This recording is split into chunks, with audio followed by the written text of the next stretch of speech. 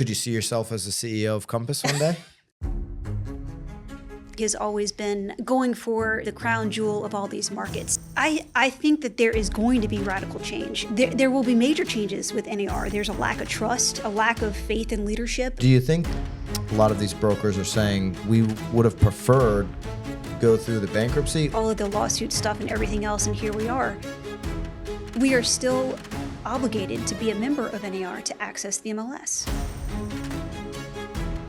Yes, there is a bit of a stigma with transaction fee brokerages, like they're lesser than, and oh my God, we're going to poo-poo that. The best agents are the ones that are always learning. I think so much in life is timing, and it definitely felt like the right company at the right time. Have we ever experienced a time where we've essentially had sort of 4 black swan issues come crashing down on the industry?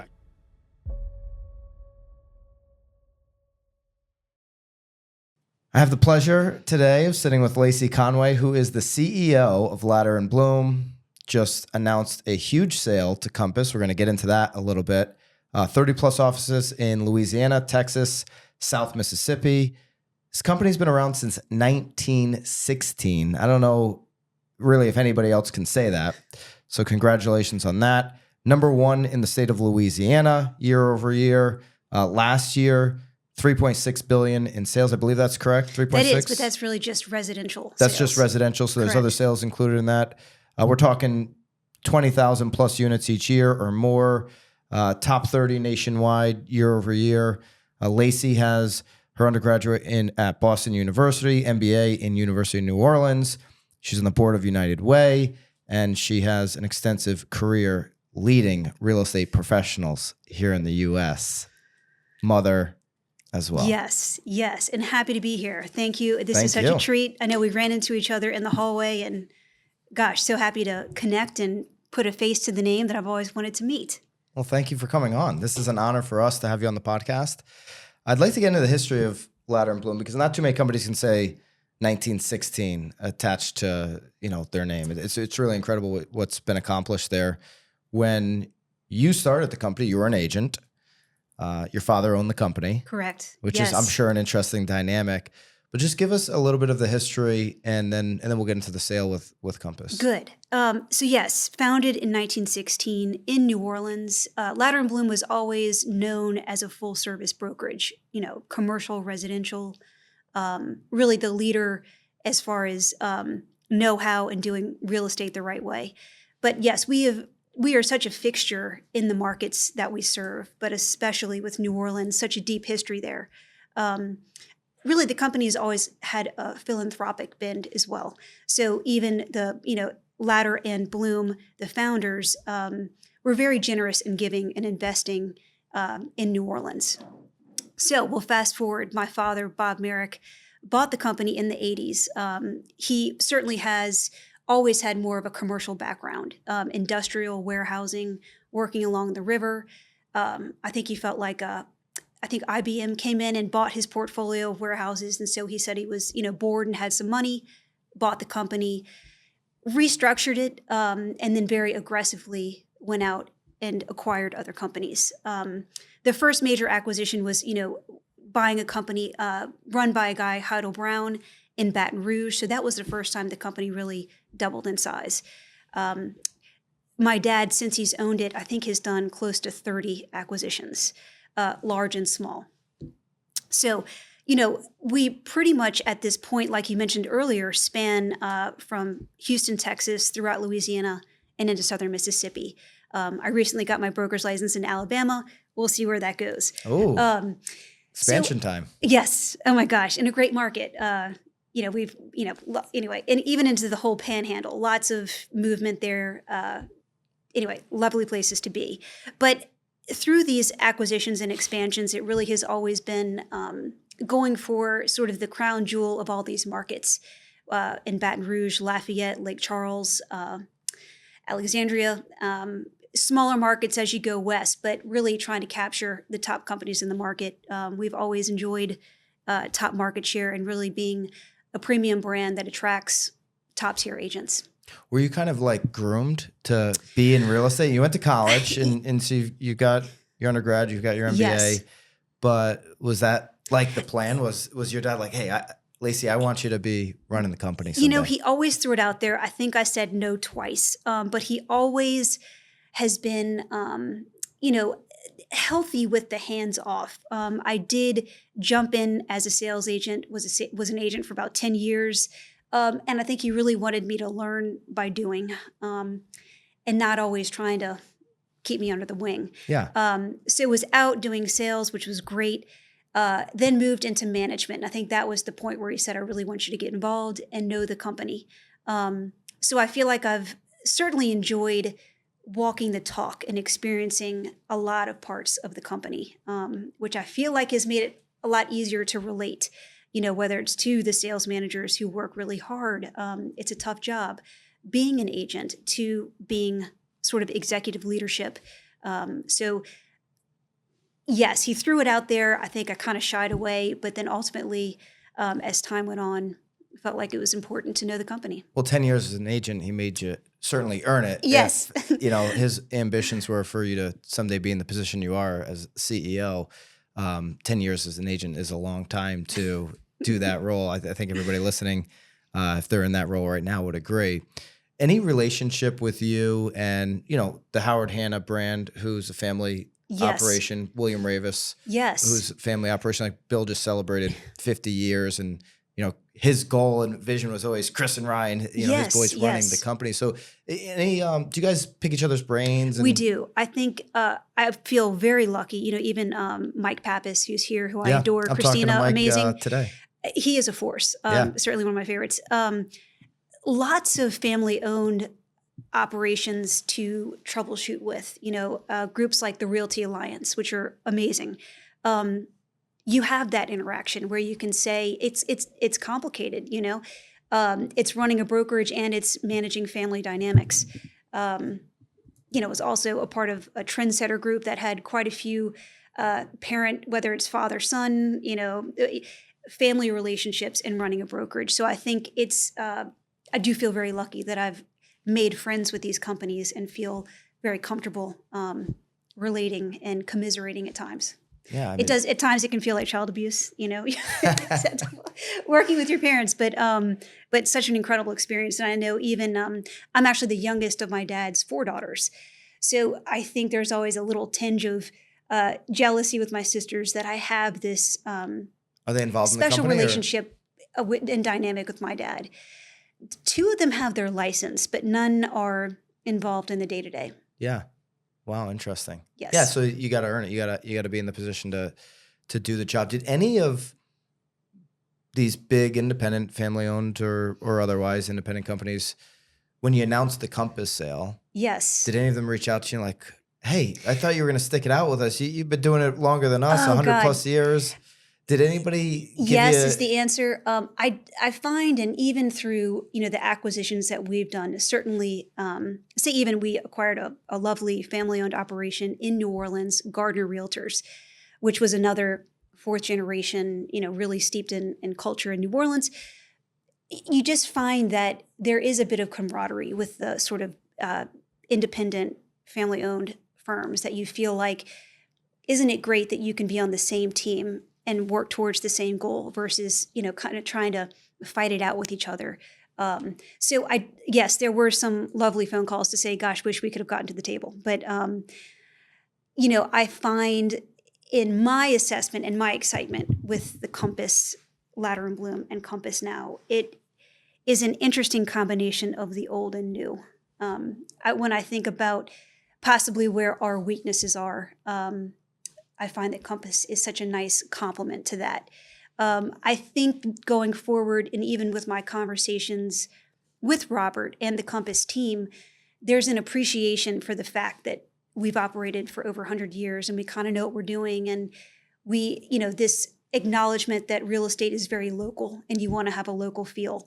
So there's a lot of reassurance knowing that our team stays intact and we can essentially take the best of Latter and Blum and the best of Compass, add that swagger, add that incredible marketing, this tech platform that I don't think we could ever try to replicate on our own and move forward as a team. I think roughly on agent count basis, this could be the most significant acquisition for Compass. Roughly, agent count wise, this would be a 20% boost on Compass's agent count, right? I think That might be correct. right around Yes. there. I mean, That's I what know I've read anyway. So Realty Austin was a great yeah, acquisition. And I have to say, I mean, part of what's been overwhelming and wonderful is the reception from our agents to the announcement. Agents at Compass, their team embracing us, the excitement of having this region, added to their network. I know that so much of what Compass does is agent driven. Lots of referrals between agents. I know it's like my calendar's full from curious agents coming in wanting to meet us and get to know our team, which is fabulous. So was the decision, was the timing of the decision, was that a unique situation where it's just whether they're unrelated? The timing of what's going on in the industry, was that a component to the decision? I think it was definitely a component. I think so much in life is timing, and it definitely felt like the right company at the right time.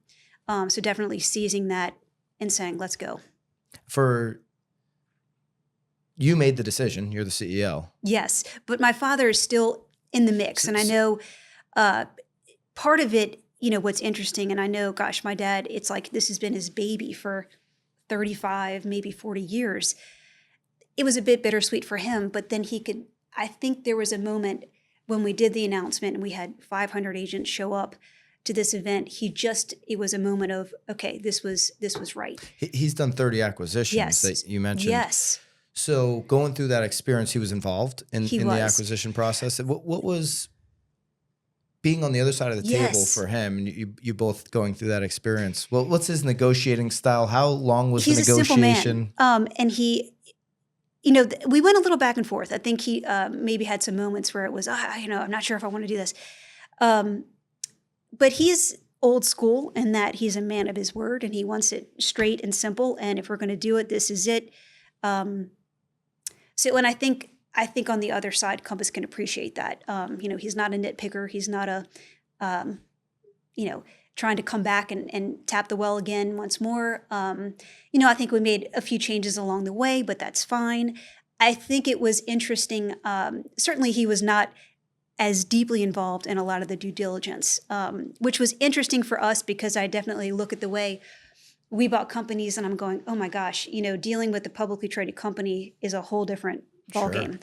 Sure. But certainly should be reassuring for Compass agents that they certainly do their homework. And I feel like through this process, it almost feels like we've audited the company backwards and forwards, up and down. It was a very extensive process. And was CEO of Compass involved in that? Or was Robert Reffkin at the table with you? He was. We had, and actually Mark McLaughlin, who is their head of strategy, Chrissy Hunt. Mark's name's come up a lot lately because they obviously had their settlement. Yes. But yeah, they came to New Orleans, and I think they are very much still into that eyeball to eyeball relationship, getting to know us.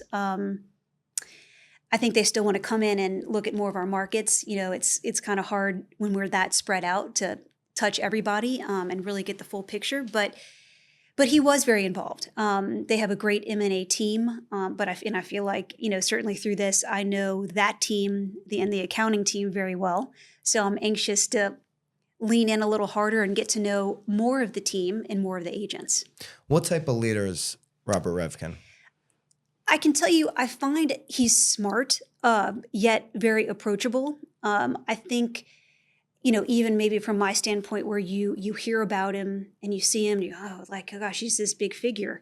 Again, very approachable, very human, but smart. I think he definitely is into empowering his people to make good decisions. I don't find him to be a micromanager. And even in this, the idea of, in our conversations, what I really appreciated about sort of his philosophy on, I say, brokerage going forward is that, even my questions of, okay, is this going to be a flip the switch and we're all of a sudden, wham, it's drop your stuff and now you're Compass.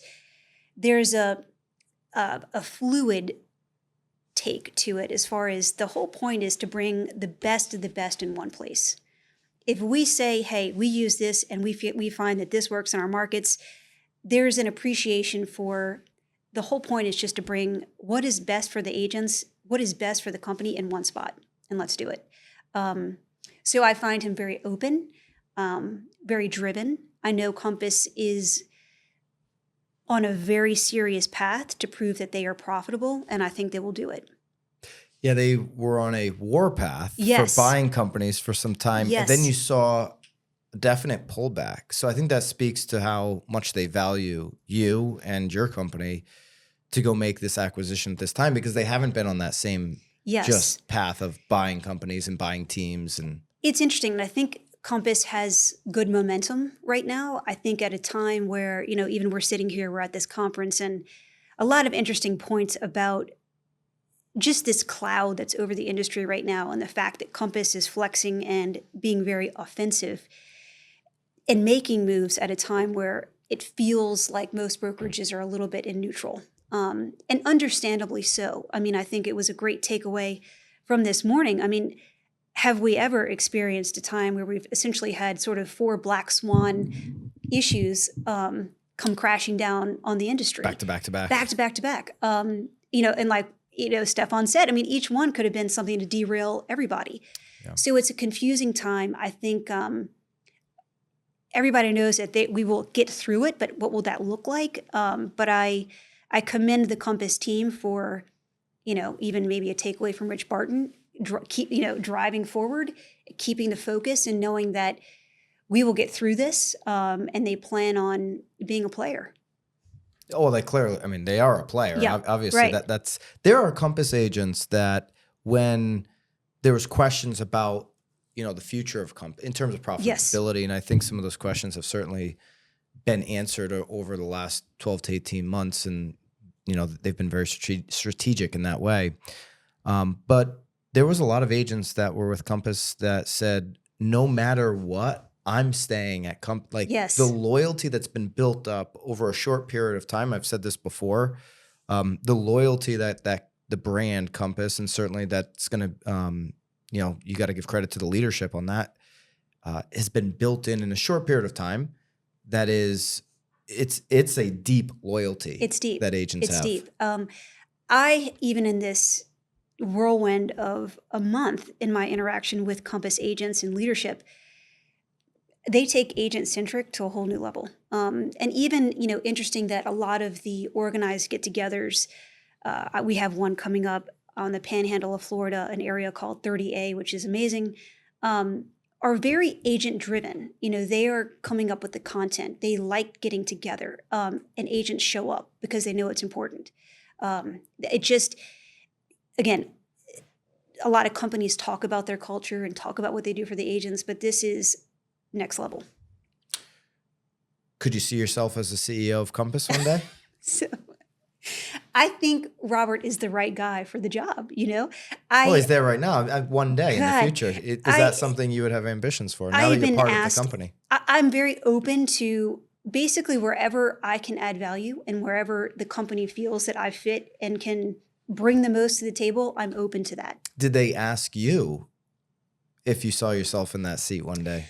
They asked if I certainly wanted to, if I was invested in still being a part of the industry, if I had an appetite to be a leader, what is the appetite there to take on more? And the answer is yes. And they see that, they want you to be part of that leadership team moving forward. Because sometimes people get bought out and then they're like sunset and that type of thing. No, I think they would like, and certainly I look at it like every brokerage, especially a large one, you're always looking for talent at whatever level, and sort of people that are committed to helping the team. So I certainly feel like I check those boxes where I feel like I have, great experience in the field, a commitment to making it a better industry. So again, I just sort of remain open because I do recognize that this is all very early and they need to get to know me. And I would like to get to know them more and see where I fit in.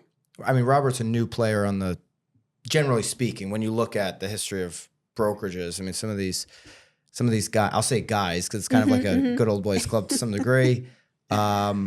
They've been doing it for a long time. So he's kind Yes. of a new member of the club, but what does the club need more of, right? If there's changes in leadership, whether that be, hey, it looks very similar all the time, or just styles of leadership, whatever direction you want to Yes. take that. What does the CEO club in real estate need more of? I would say, it's been interesting that, we just left the room where Rich Barton's talking. In a good way, the industry has had people from outside of the industry come in, where maybe in the past it was all people that were only tunneled in Sure. the real estate industry. So I think as an industry, we are slow to evolve. Having people from, external other industries are forcing us this external change. So I think we're on the right path as far as being open to, I kind of get funny about when people bring up, do we have to check a box with the diversity? No. Quality people who are invested in making it better, period. That do the work. And I've been fascinated by, as I learn the Compass team or, go to headquarters, they have some smart people. I mean, they're not, incredible smart people that, maybe that have been in the industry for a while. So again, what does it need? Probably still a mix of people that are the practical operators who actually are more Main Street, like in reality, what is it really like working and running a brokerage and everything else versus that happy medium of Main Street, Wall Street, or tech industry or completely different industry. Well, people who are doing the work and what I'm seeing with leaders right now is the ones that are willing to really get as far down to the ground level or on that ground level as they can and spend a significant portion of time there. There are leaders downstairs in that room that wouldn't even do this to, and sit down with me or sit down with anybody for that matter. They'll get on the stage and give very vanilla answers. Right. Don't have not that you have to have a social media presence, but when it's like, okay, if you don't give straightforward answers on stage and you say, well, we can't say certain things. Well, Andy Florence is worth more than anybody in that room, and he says whatever he wants at any moment that he wants to say it. So maybe, people could take a page out of his book. Not willing to put themselves out on social. At some point, the agents are going to say, well, I can't see anything that the leader's doing. Yes. So what are they doing for me? And that's where you see some agent counts potentially going the opposite direction that they would hope. Going back to, with Robert Reffkin, I know for sure, and I've been critical of some of his things, so I'm not trying to highlight all the good just because you're sitting in front of me. But I know for sure he's reached out to agents that aren't high producers. Hey, what's going on with the business? What are you thinking about doing? Asking questions while he's in another country, like doing the work. We and the agents at Latter Blum were completely blown away because I think he is sincere in that. We did an announcement video and he was very quick to say, here's my email and here's my cell phone. And it's always interesting what agents choose to say. And oh my God, and I know he's seen it all. But they were shocked where they got a phone call, got an email. He wants to know. We even had agents, and I know maybe we were talking a little bit before.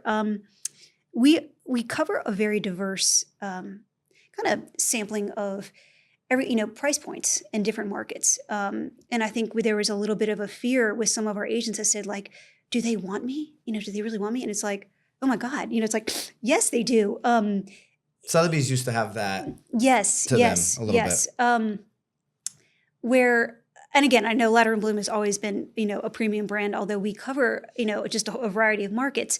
But I think Robert is, again, very sincere about wanting to know what's happening on the street. What do you need? What are you hearing?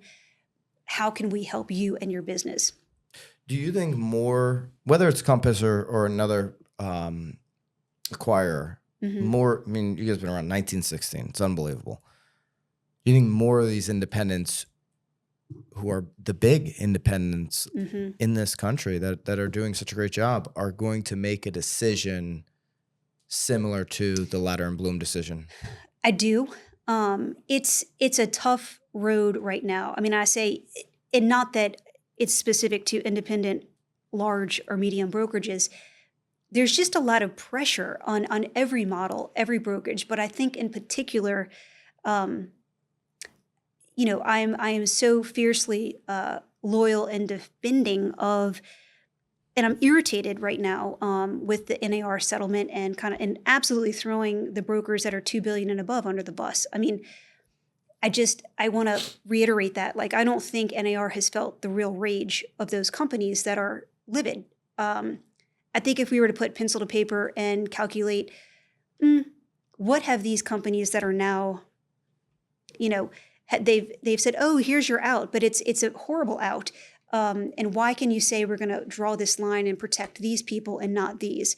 When I would argue that these large brokers have been basically supporting the existence of NAR from the beginning. And what kind of thank you is that? More agent count equals more dues, so they've correct. benefited Yes. from that. And for the longest. So it's like, gosh, you kind of want to, you feel pretty gutted when you're like, man, this company that might go out of business tomorrow, but they open their tent and they're doing business now are more protected than groups that have supported fiercely NAR through the years. And it's just... So you believe because of some of these issues, yes, that more independents will say, you know what, it's going to be advantageous for us to get bigger. Or be with the right partnership, be or with the right merger partner that has more, more ability to protect, invest, grow. And it could go either way. And I do feel like, gosh, a lot of these brokerages that have been around for all these years, certainly they've weathered storms. This one just feels different. This one has brought a lot of pain to brokerages that were already under pressure with, brokerages aren't huge margin makers. Whether you have ancillary businesses that support that, great. I just think that it's going to force a lot of medium, large brokers to consider, what are my options? What is the best path forward? And not to say they can't survive. Boutique firms might be going through the same questions. Am I better off doing this alone, or what resources do I need? Basically, what's the best thing for my agents? Rich Barton, we mentioned him a couple times just because we literally, I'm not a fanboy, you're not a fangirl but respect Zilla Brand, respect Rich. But we just walked out of a room when he was talking, so that was why we keep bringing it up. He said, the change we're experiencing is not that radical. Yet you're talking about some of this change being, you said you just used the word significant. Yes. So do you disagree with Rich that the change is, in his vision, not that radical? I think that there is going to be radical change. Even touching on this utter disappointment that agents, brokers, and I'm not even talking, there's the whole group of the 2 billion plus, but agents are asking themselves, and again, why is it that even throughout all the lawsuit stuff, why is it that we are still essentially hostage to NAR to access the MLS? I mean, that's a big boulder that I feel like has not been addressed in this whole situation. I think... the plaintiffs don't care about that. They don't. The tie-in agreement of MLS, local board, NAR, there's a three-way tie-in agreement in a lot of states. Yes. Let us know in the comments, obviously, if that's your case. But I feel like we haven't even felt the seismic change shifts that are coming. They might take a little more time, but for Zillow, who was not named in any of these lawsuits and is kind of just business as usual heading on, there will be major changes with NAR. There's a lack of trust, a lack of faith in leadership. These are big topics. I think for a long time, even, as Stefan is talking about the danger report, there have been concerns about sort of these old existing structures that we've lived with for so long. And everybody's kind of going, is this working? Like, do we agree with this? Like, do we want this? So I think even MLSs, my gosh, I mean, there's just utter confusion right now as far as, what are we putting in the MLS? What can we show? What can we do? There's going to be big change. You're not afraid to be a member of a board, you're a member of United Way board. Mm-hmm. And have you been involved in any of the boards over the years as a leader in the industry? We are, as a company, we are given a seat in the large 75. We always have send representatives, and we do have people within the company. Gosh, we've got a manager in Baton Rouge who's 80 years old, and she's a powerhouse. And she's always been bleeds for NAR, but it's been interesting and kind of sad to see her, just utter loss of what just happened here. This is an institution that we have all believed in, and it's just been a total disappointment. And I understand, and I feel like, Byron, I apologize too, because it's like, okay, you can bitch you can bitch about something, but it's like, are you willing to help it or what? So I don't want to come across, because I'm venting about, this situation with NAR and, oh my gosh, going forward for brokers and agents. But I do understand that there's an element of, if you're going to complain about it, try to find a solution for it. Well, listen, I probably complain more than anybody on, I think open discussions are healthy. Yes. Number one. And so I'm trying to have those open discussions can be difficult. Yes. Because if the other side wants to, and that's where I was going with some of the leaders not willing to say things. Mm-hmm. If a leader in this industry, whether it be the association or the CEO of any company, isn't willing to engage in open discussion because of fear of, well, I can't say the wrong thing because, my attorney told me not to. You know what you can and can't say. Mm-hmm. And not being willing to have the discussion. Part of the discussion might be, hey, there's 20% of the answers or questions I can't answer. But it's concerning. But they're not communicating. That's, right. I think, what is concerning. So then working on the problem can be seen as, complaining or mm-hmm. holding accountable. You can view it that way, but it's a one-sided discussion right now. There's not an open discussion. There's yes. a lot of teleprompter reading yes. That goes on, especially from the association, mm-hmm. as opposed to town hall experience. I'd say, even on that point, and I know it was brought up even in this conference, the fact that, even on the, say, NAR website, it's very hard to find information. And it is very one-sided. And it's like, oh, no, we got it. Don't look behind the curtain. Everything's cool. And it's like, well, actually, everything's not cool. We have a lot of questions.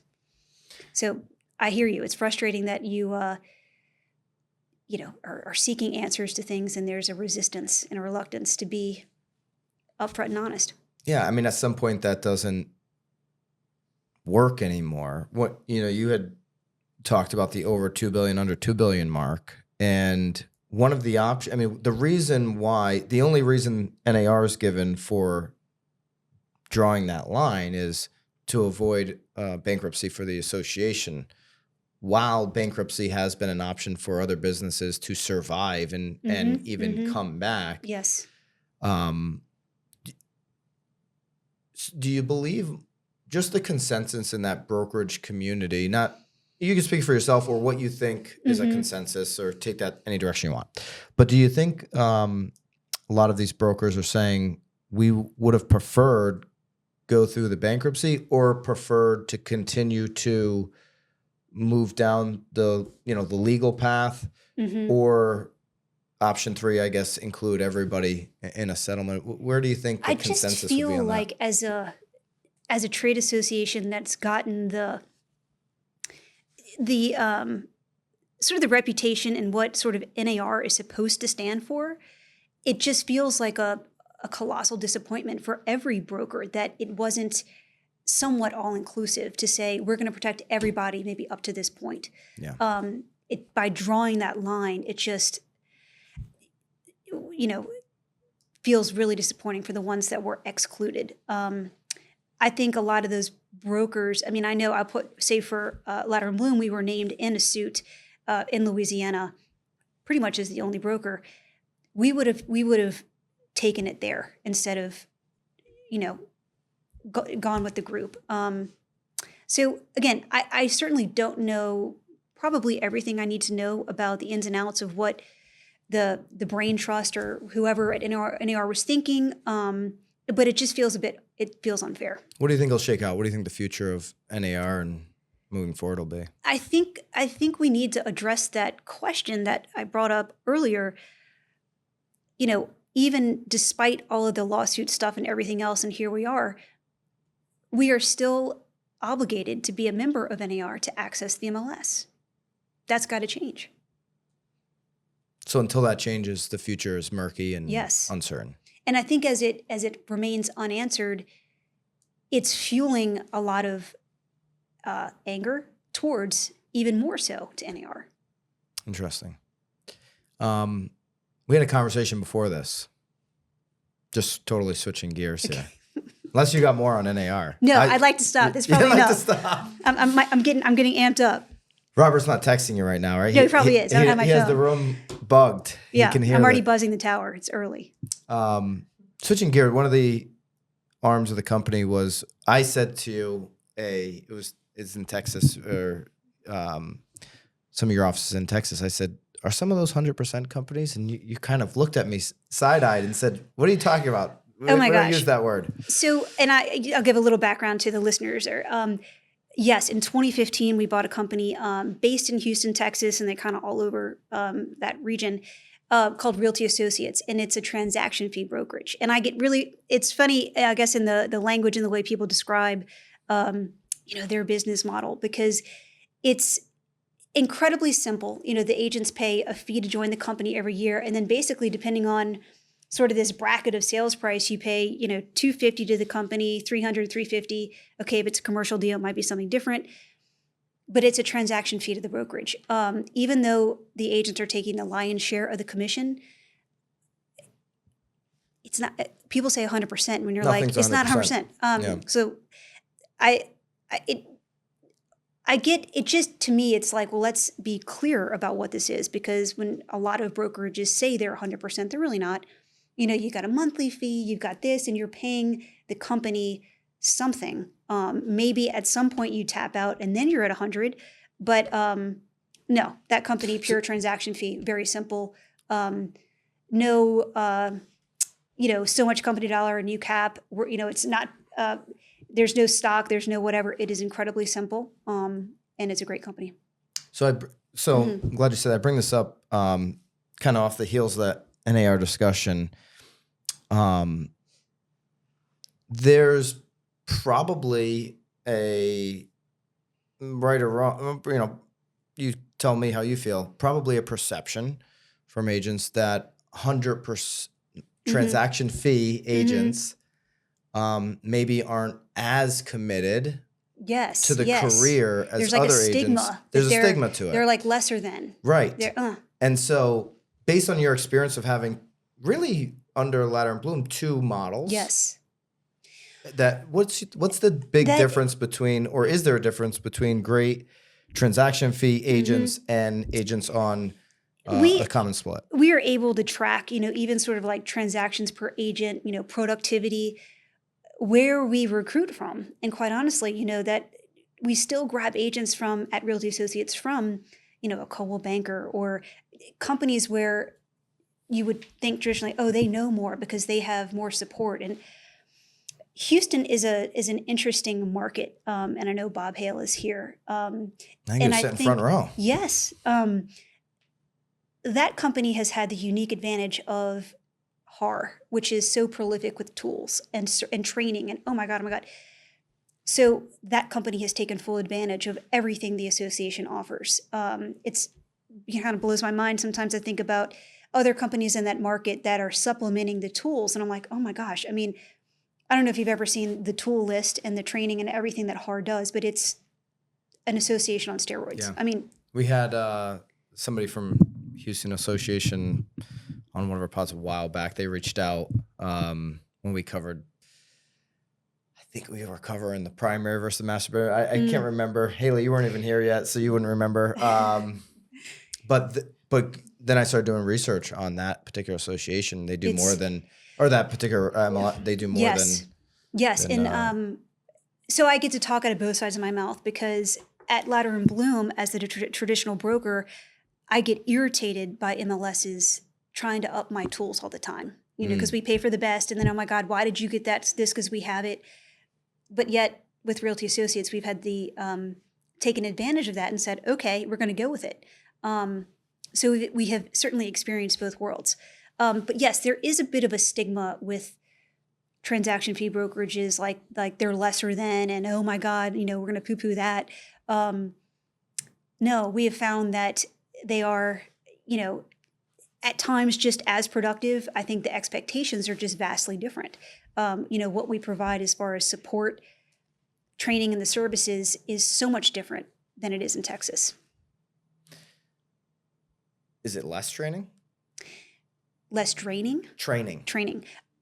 Yes, although, again, with title companies, education is very readily accessible. So it makes it so that we don't have to supplement as much, although we do believe in broker support, and we have 3, employees that are broker support. Where do you see agents moving forward, like their commitment to training? Is it the great agents are always training and that's just the way it always is, or are all agents going to have to do more training? Like the commitment to having a career in real estate, how do you look at that? I've always found that, especially irregardless of what's kind of this dark cloud, black swan events that are ascending on us right now, the best agents are the ones that are always learning. Every deal is different. I know even for our markets, very specifically, the things that agents need to know and be really sharp on, changes with insurance. These are big things that really make major fluctuations for your client, knowing and staying on top of things. So I think education even more so now is important with, changes at NAR, staying on top of how to be a in this industry. It's great that you can get training from many sources, and not all are created equal, but it is nice that I know for us, both companies, every market, we do take advantage of, always having some sort of professional top person and something relevant for the agents to hear at every sales meeting, which for Louisiana, Mississippi, we do a sales meeting every Tuesday or Wednesday. So it's a constant. And then kind of break out, the manager can pick up on themes. Gosh, are the agents having multiple offer situations? Like what are we seeing? Or are agents needing a tune up with the way that they're, language in the contract? So I think even more so right now with the pressures of communicating to buyers and sellers your value, education will be more important. I agree. It's how you're going to be an agent of change. We're talking a lot about that at BAM. Lacey, my hope is that you continue to lead in the industry. We need great leadership. You're certainly that. You're very authentic. You're willing to engage in open discussion. And so what do you want to leave us with here as we move forward through a lot of change? Oh my goodness. And thank you for all that, because really it's been a treat. I know Brian and Mark are like my other favorite people. Mark Davis and Brian from 1000 Watt. Oh yeah, they God. put us together. That is a great shout out. Thank you for saying that. But we had a miss because come to the event. Oh my gosh. And then we missed, but now here we are. So this is lucky for me. And I will continue to follow what you have to say and happy to contribute in any way going forward. Well, thank you. I'm looking forward to your continued leadership in the industry. Lacey, we'll link all your stuff, but thank you so much and congratulations on the new chapter. And yes, exciting new chapter. Thank you. Thank you.